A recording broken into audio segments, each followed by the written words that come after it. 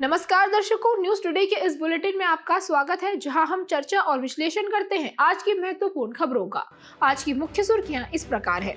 प्रधानमंत्री किसान मानधन योजना के 5 वर्ष पूरे हुए।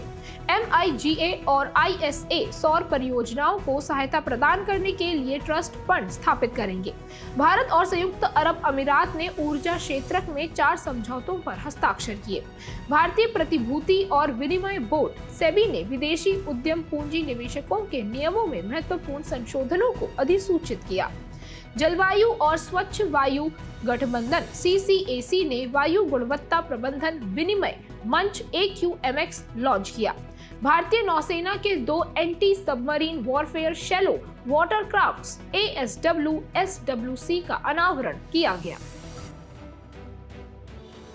चलिए खबरों की चर्चा विस्तार से करते हैं और रुख करते हैं पहली मुख्य खबर की ओर। प्रधानमंत्री किसान मान धन योजना PMKMY के 5 वर्ष पूरे हुए। ये केंद्रीय क्षेत्र की एक योजना है। इसे कृषि एवं किसान कल्याण मंत्रालय ने 2019 में शुरू किया था। इसका उद्देश्य सभी भूमि धारक लघु एवं सीमांत किसानों यानी SMFs को वृद्धावस्था सुरक्षा और सामाजिक सुरक्षा प्रदान करना है। 6 अगस्त 2024 तक कुल 23.38 लाख किसान इस योजना से जुड़ चुके हैं। खबर की बेहतर समझ के लिए किसान मान धन योजना की मुख्य विशेषताओं पर एक नजर डालते हैं। पहला है न्यूनतम सुनिश्चित पेंशन। 60 वर्ष की आयु प्राप्त करने के बाद 3,000 रुपए प्रति माह एक सुनिश्चित पेंशन दी जाती रहेगी। कोई भी लघु व सीमांत किसान जिसकी आयु 18 से 40 वर्ष के बीच हो और जिसके पास संबंधित राज्य या केंद्र शासित प्रदेश के भूमि रिकॉर्ड के अनुसार अधिकतम 2 हेक्टेयर तक की खेती योग्य भूमि हो, वो इस योजना के लिए पात्र है। इस योजना का निधि प्रबंधक भारतीय जीवन बीमा निगम LIC है। किसान द्वारा पेंशन फंड में मासिक अंशदान 55 से 200 रुपए के बीच होता है, जो योजना में प्रवेश की आयु पर निर्भर करता है। आपकी जानकारी के लिए बता दें कि केंद्र सरकार द्वारा इसमें बराबर का अंशदान किया जाता है। यदि लाभार्थी की मृत्यु हो जाती है तो लाभार्थी का पति या पत्नी लाभार्थी द्वारा प्राप्त पेंशन का केवल आधा भाग प्राप्त करने का हकदार होगा। दिव्यांगता या अक्षमता के मामले में यदि लाभार्थी 60 वर्ष की आयु प्राप्त करने से पहले दिव्यांग हो जाता है तो लाभार्थी का पति या पत्नी बाद में योजना में बने रहने का हकदार होगा। प्रधानमंत्री किसान मानधन योजना के तहत कुछ व्यक्तियों को अपात्र भी माना गया है। इसमें वे लघु एवं सीमांत किसान शामिल हैं जो पहले से ही राष्ट्रीय पेंशन योजना जैसी किसी अन्य सांविधिक सामाजिक सुरक्षा योजना में पंजीकृत है। इसके अलावा सभी संस्थागत भूमि धारक, संवैधानिक पदों के पूर्व एवं वर्तमान धारक, केंद्र या राज्य या केंद्र शासित प्रदेश की विधायिका के पूर्व और वर्तमान सदस्य या मंत्री और वे सभी व्यक्ति जिन्होंने पिछले मूल्यांकन वर्ष में आयकर भरा है, इस योजना के लिए पात्र नहीं है। साथ ही नगर निगमों के पूर्व या वर्तमान महापौर तथा जिला पंचायत के अध्यक्ष और वे किसान जो प्रधानमंत्री श्रम योगी मानधन योजना या प्रधानमंत्री व्यापारी मानधन योजना का हिस्सा है, उन्हें भी इस योजना का लाभ नहीं मिलेगा। लघु व सीमांत किसानों द्वारा सामना की जाने वाली समस्याओं पर भी एक नजर डालते हैं। इस ओर बीमा योजनाओं के बारे में जागरूकता की काफी कमी है। मशीनीकरण को अपनाना वित्तीय रूप से मुश्किल होता है। बीमा योजनाओं का अपर्याप्त कवरेज और बीमा दावों का भुगतान या तो देरी से किया जाता है या बिल्कुल भी नहीं किया जाता है। चलिए नजर डालते हैं हमारी अगली मुख्य खबर पर। MIGA और ISA सौर परियोजनाओं को सहायता प्रदान करने के लिए ट्रस्ट फंड स्थापित करेंगे। बहुपक्षीय निवेश गारंटी एजेंसी MIGA और अंतर्राष्ट्रीय सौर गठबंधन ISA ने एक नया और क्रांतिकारी कदम उठाते हुए MIGA ISA सोलर फैसिलिटी की स्थापना की घोषणा की है। यह एक मल्टी डोनर ट्रस्ट फंड होगा जिसका उद्देश्य वैश्विक स्तर पर सौर ऊर्जा परियोजनाओं को बढ़ावा देना है।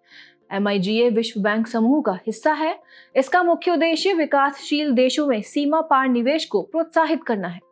MIGA निवेशकों और ऋणदाताओं को राजनीतिक जोखिम, बीमा और ऋण से जुड़ी शर्तों में गारंटी प्रदान करता है। आपको बता दें कि भारत भी इसका एक सदस्य है। अब बात करते हैं MIGA ISA सोलर फैसिलिटी की, जो ISA की तकनीकी विशेषज्ञता और MIGA की वित्त पोषण जुटाने की क्षमता को संयोजित करेगा। इससे अत्याधुनिक सौर ऊर्जा प्रौद्योगिकियों सहित सौर ऊर्जा को वैश्विक रूप से अपनाने में तेजी लाने के लिए एक अभिनव तंत्र का निर्माण होगा।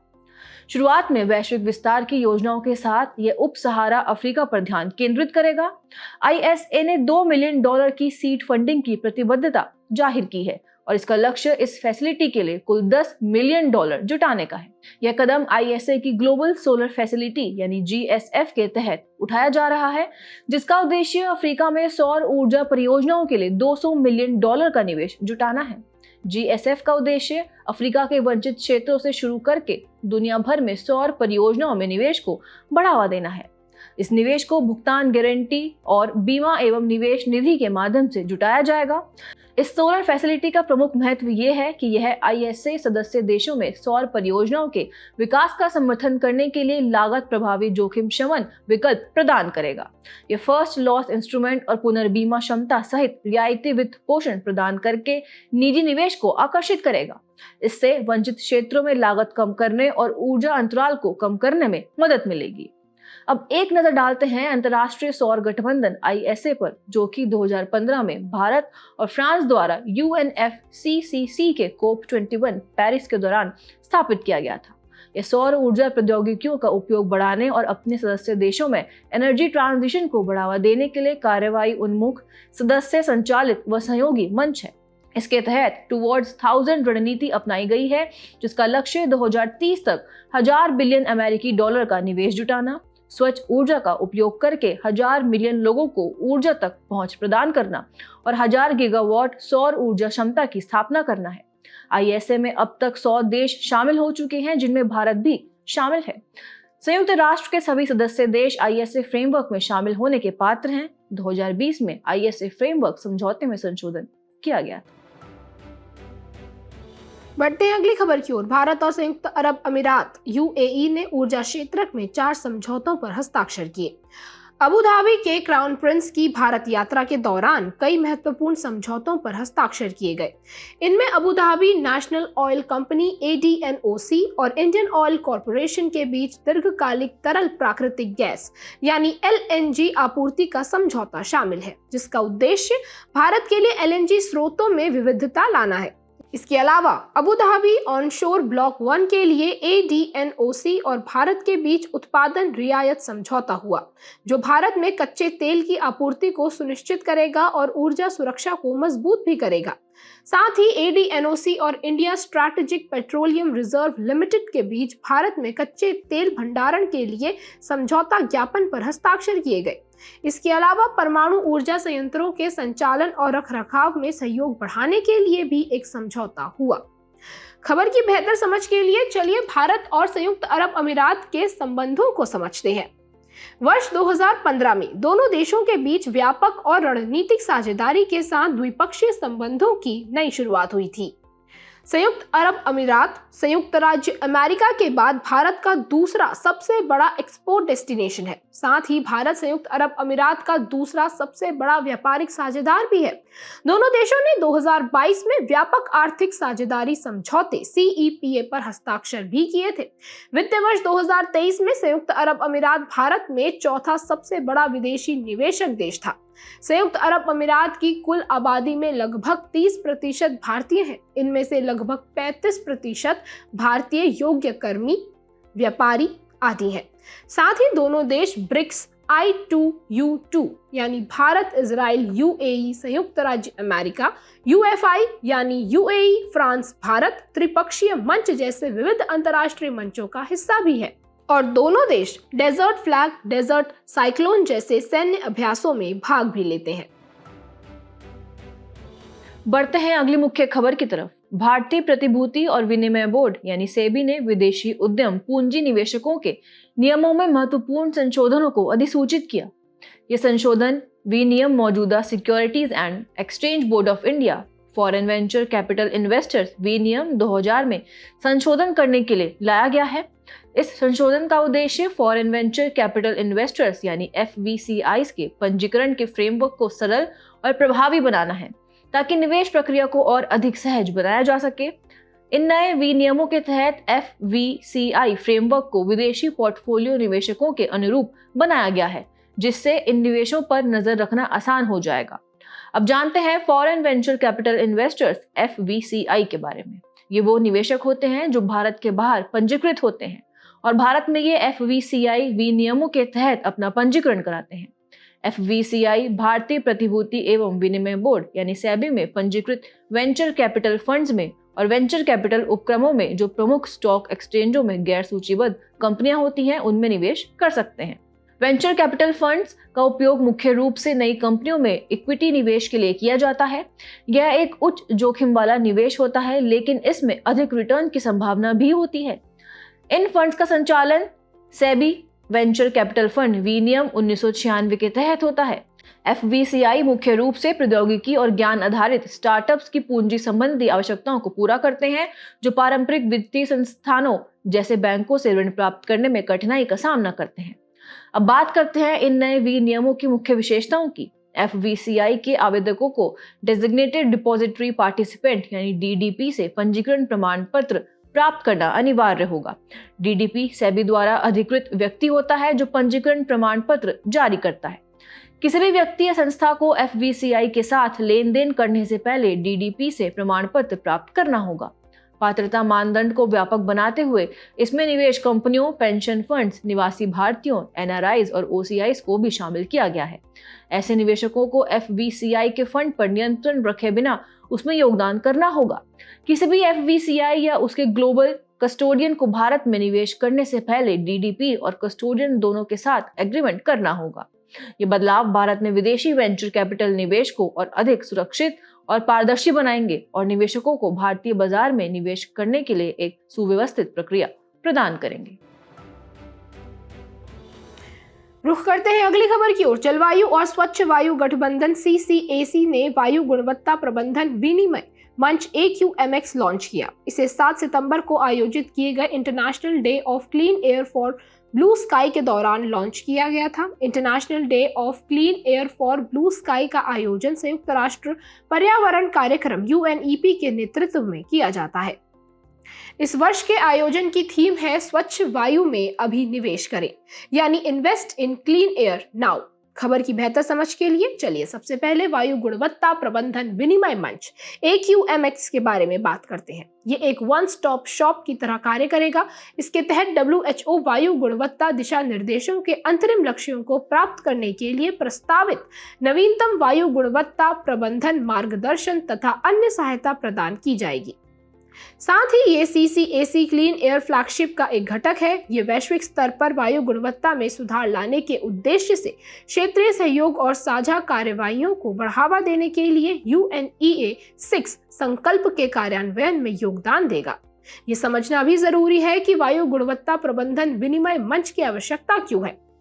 पहला कारण है वायु प्रदूषण का खतरा। हर साल वायु प्रदूषण के कारण 8 मिलियन से अधिक लोगों की असामयिक मौत हो जाती है। इससे निर्धन और हाशिए पर रहने वाले लोग सर्वाधिक प्रभावित होते हैं। अगला कारण है क्षमता अंतराल।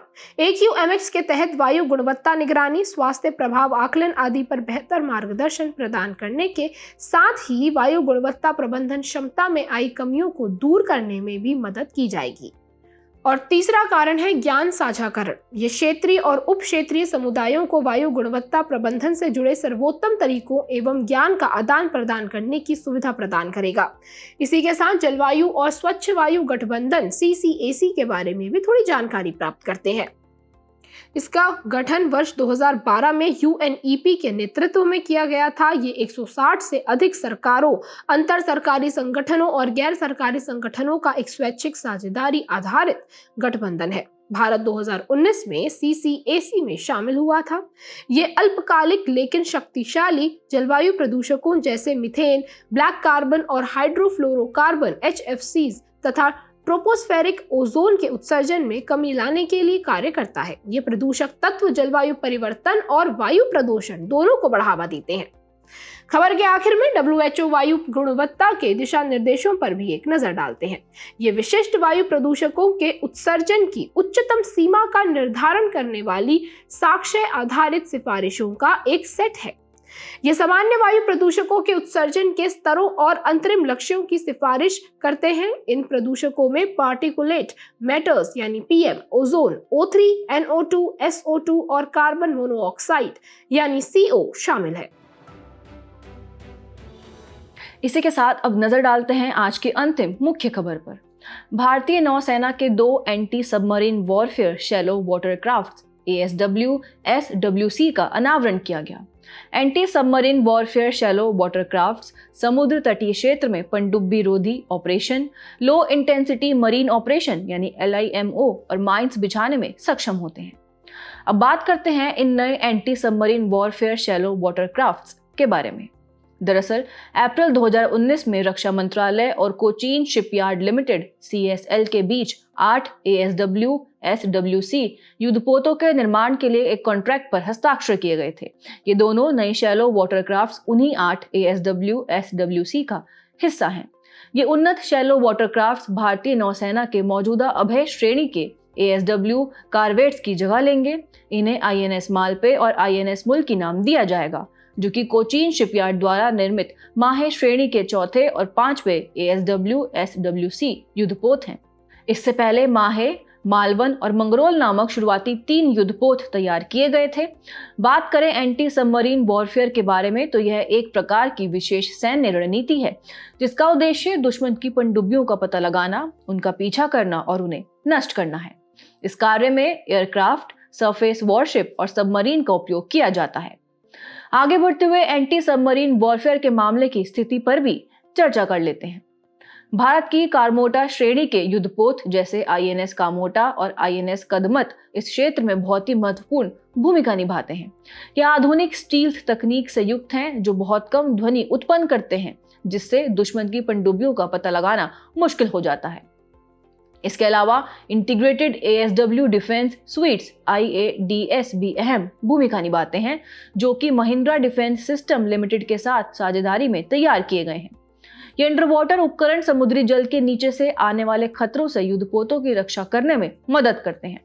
नौसेना के लिए समुद्री गश्ती और टोही विमान जैसे बोइंग P-8I और MH-60R सीहॉक बहुउद्देशीय हेलीकॉप्टर का भी उपयोग किया जा रहा है, जो पनडुब्बियों का पता लगाने और उन्हें निशाना बनाने में सक्षम है।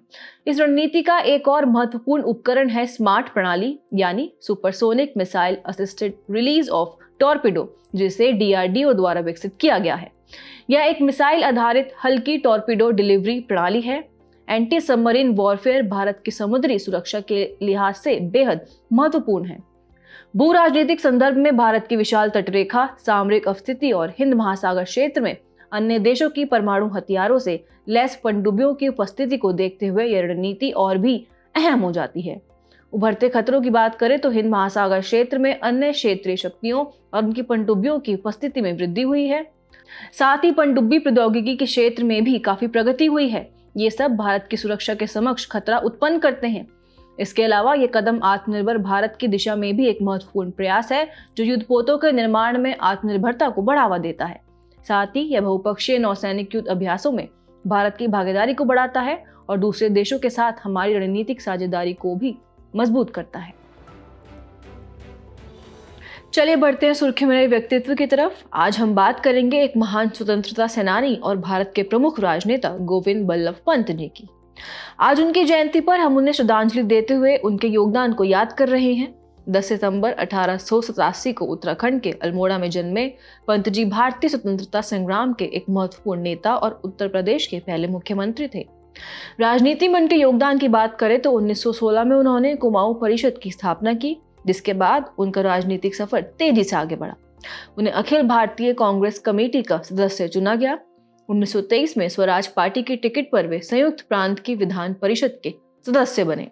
उन्होंने नमक सत्याग्रह और भारत छोड़ो आंदोलन जैसे ऐतिहासिक आंदोलनों में हिस्सा लिया और भारतीय स्वतंत्रता संग्राम में अहम भूमिका निभाई। 1930 में सविनय अवज्ञा आंदोलन की योजना बनाने के कारण उन्हें गिरफ्तार भी किया गया। पंत जी ने केंद्र सरकार और कुछ राज्यों की आधिकारिक भाषा के रूप में हिंदी को मान्यता दिलाने में महत्वपूर्ण भूमिका निभाई। इसके अलावा 1955 से 1961 तक भारत के गृह मंत्री रहते हुए उन्होंने भाषाई आधार पर राज्यों के पुनर्गठन में भी महत्वपूर्ण भूमिका निभाई। उत्तर प्रदेश के मुख्यमंत्री के रूप में भी उनका कार्यकाल बेहद उल्लेखनीय रहा। वे जमींदारी प्रथा के कट्टर विरोधी थे और उन्होंने राज्य में हिंदू कोड बिल पारित करवाने में अहम भूमिका निभाई, जिससे हिंदू पुरुषों के लिए बहुविवाह पर रोक लगाई गई। गोविंद वल्लभ पंत जी के असाधारण योगदान को देखते हुए उन्हें 1957 में भारत रत्न से सम्मानित किया गया। उनका जीवन साहस, ईमानदारी और करुणा जैसे मूल्यों से परिपूर्ण था, जो आज भी हमें प्रेरणा देते हैं।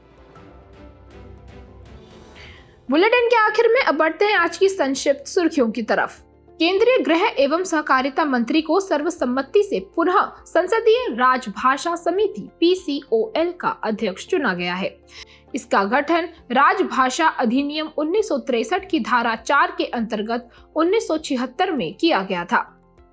हाल ही में GST परिषद की 54वीं बैठक आयोजित की गई। इस बैठक में जीवन एवं स्वास्थ्य बीमा तथा प्रतिपूर्ति उपकर के भविष्य का अध्ययन करने के लिए मंत्री समूह का गठन करने तथा कैंसर की दवाओं पर GST दर को 12% से घटाकर 5% करने जैसी सिफारिशें की गई। सांख्यिकी एवं कार्यक्रम कार्यान्वयन मंत्रालय ने सांख्यिकी पर स्थायी समिति NSC को भंग कर दिया है। इस कदम से राष्ट्रीय सांख्यिकी आयोग NSC को फिर से प्रमुखता मिल गई है। इसका गठन 2005 में एक संकल्प के माध्यम से किया गया था।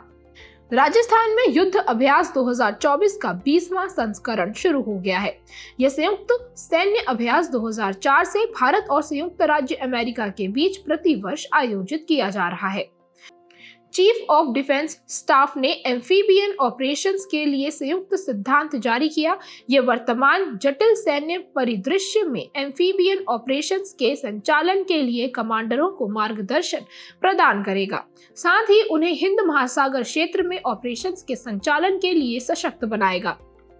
कछुए की एक प्रजाति टॉर्टॉइस को एक शोध सर्वेक्षण के दौरान हरियाणा के अरावली क्षेत्र में देखा गया। इसकी शारीरिक विशेषताओं की बात की जाए तो ये मध्यम आकार का होता है।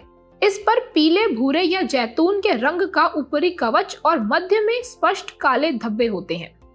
टाइफून यागी के कारण वियतनाम में भूस्खलन और बाढ़ की घटनाएं देखी गई। ये इस साल एशिया में आने वाला सबसे शक्तिशाली समुद्री तूफान था। ये बादलों और तड़ित झंझा के साथ आगे बढ़ने वाले चक्रवाती तूफानों की एक प्रणाली है। ये उष्णकटिबंधीय या उपोष्णकटिबंधीय जल क्षेत्र में उत्पन्न होता है। इसमें बंद व निम्न स्तरीय चक्रीय परिसंचरण होता है। केंद्रीय स्वास्थ्य मंत्रालय ने सभी राज्यों और केंद्र शासित प्रदेशों को एमपॉक्स से निपटने हेतु अपनी लोक स्वास्थ्य तैयारियों की समीक्षा करने के लिए एडवाइजरी जारी की है। WHO ने क्लेड 1 एमपॉक्स को लोक स्वास्थ्य आपातकाल घोषित किया है। जाने से पहले आपकी समझ की परीक्षा के लिए डालते हैं एक नजर हमारे स्पेशल सेगमेंट प्रश्नोत्तरी पर।